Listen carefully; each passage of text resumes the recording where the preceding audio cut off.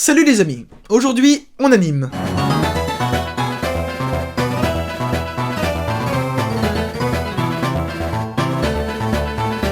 Aujourd'hui, on va se pencher sur un concept vraiment sympa qui permet de rajouter du dynamisme à votre animation. La synchro labiale. Je me suis grandement inspiré des Who to How To's de Harry Partridge, un animateur 2D, pour réaliser ce tutoriel. En essayant bien sûr d'y apporter ma petite touche perso. En effet, en 6 ans d'animation, j'ai développé ma propre petite technique pour faire la synchro labiale. Et ne savant pas très bien expliquer son fonctionnement parce que ça reste vachement intuitif pour moi, j'ai décidé de me pencher sur ce tutoriel pour vous l'expliquer. Le lien est dans la description. Avant d'aller trop vite, je tiens à dire que la synchro labiale n'est pas la chose la plus importante dans votre animation. Elle est juste là pour crédibiliser les dialogues des personnages mais n'est en aucun cas le centre de l'animation. Les mouvements du corps ainsi que celui des yeux prennent le dessus. Commençons doucement en parlant de... L'animation donne une liberté totale à l'animateur. On n'est pas obligé d'animer dans le réel, on peut animer autre chose que des êtres humains. Genre animer des robots, des oiseaux, des grands monstres, des barbus, des poissons... Mais calme-toi Jérémy, aujourd'hui on va travailler sur un personnage imberbe et humanoïde pour travailler la synchronisation labiale. Eh ouais, c'est plus marrant. Eh, toi là-bas. Ouais, toi. Allez, viens là, tu vas nous aider. Lui, c'est Robert, c'est un humain et il a une mâchoire s'articulant comme ceci. La partie du haut n'ira jamais vers le bas à moins que vous soyez extraterrestre. C'est comme ça que le mécanisme fonctionne. Il y a tellement de types de bouches. Les bouches arrondies pour les sons en oh, les lèvres laissant apparaître les dents du haut, mordant la lèvre inférieure pour les sons en ou en v, les lettres pincées pour les sons en les bouches grandes ouvertes, etc. On va alors parler de phonèmes. Yeah, les phonèmes. Les phonèmes, forme de la bouche, sont très importantes car chacune d'elles produit un son différent. Comme Harry Partridge, je vais utiliser des lettres pour représenter les sons, mais on va surtout se focaliser sur les sons que produisent les bouches, pas les lettres. Cette bouche est adaptée à tout type de situation et prononciation de voyelles. A, E, I, O, A, tout marche avec celle-ci. C'est vraiment magique, vous trouvez pas? On peut bien entendu accentuer les voyelles pour leur donner un effet plus articulé. A va devenir A, E va devenir E, I va devenir I, O va devenir O, et U va devenir U. Remarquez comment la bouche s'étire en fonction des sons. Cette bouche fermée peut s'utiliser pour des sons de type percussif, comme le dit Harry dans sa vidéo. T, G, G, K, N, S, T, Z.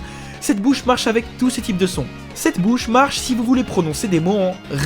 Cette bouche passe très bien si vous voulez produire un son en ch. Pour les sons en B, M et P, j'utilise une bouche comme celle-ci. Les deux lèvres se pincent mutuellement pour se relâcher comme un élastique et produire les sons P, P et M. La langue, on s'en sert enfin pour prononcer les mots en L. La langue vient frapper le palais pour produire le son L. Pour les sons en V ou en on utilise une bouche comme ça, en poussant légèrement la lèvre inférieure vers l'avant. Si vous cherchez un son et que vous n'avez pas d'idée d'à quoi ressemble votre bouche, mettez-vous devant un miroir, produisez ce son avec votre bouche et observez-la. Ben voilà, comme ça vous savez à quoi elle ressemble en fonction du son. C'est pour ça que je parle tout le temps pendant que j'anime. Et on dirait du fourche-langue parfois. Passons désormais à l'animation. Je vais utiliser Flash car beaucoup de gens l'utilisent et c'est ma vidéo, ok? J'ai réalisé une petite animation au préalable. Il ne reste plus qu'à dessiner les bouches et à disposer l'audio. Le personnage devra dire « Salut les amis, bienvenue sur ma chaîne !»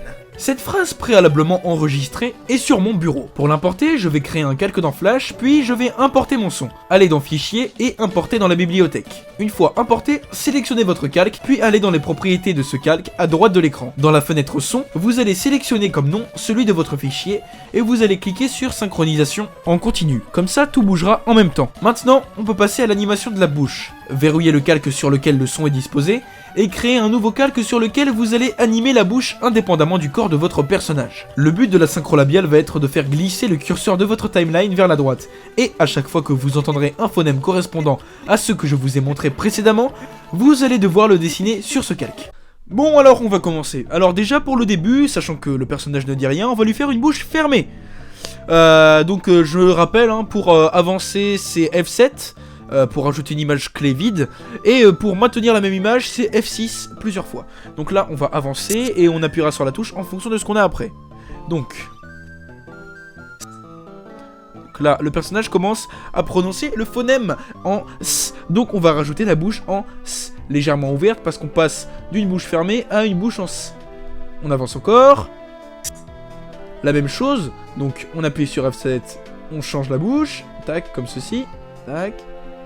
Ensuite, on avance encore. Il prononce toujours S, donc on va maintenir en appuyant sur F6. Là, pareil, on va appuyer sur F6. Là, il prononce enfin la phonème en A. Donc, on va lui faire ouvrir la bouche comme ceci. On la ferme et on la remplit. On bouge le curseur encore une fois. Voilà, c'est encore une phonème en A. Donc, pareil, on lui refait une bouche comme ça.